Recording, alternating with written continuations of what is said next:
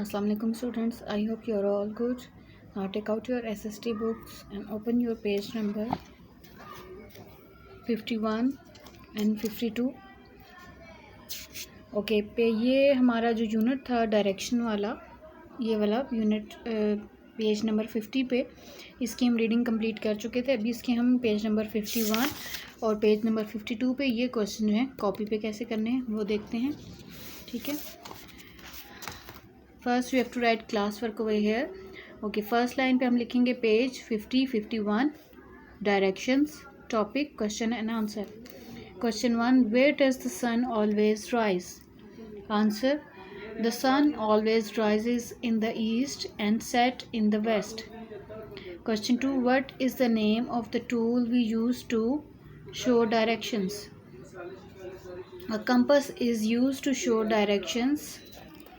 The pointer is a magnet. It always points to the north. Number 3. Which country is to the west of Pakistan? Answer. Iran and Afghanistan. Question 4.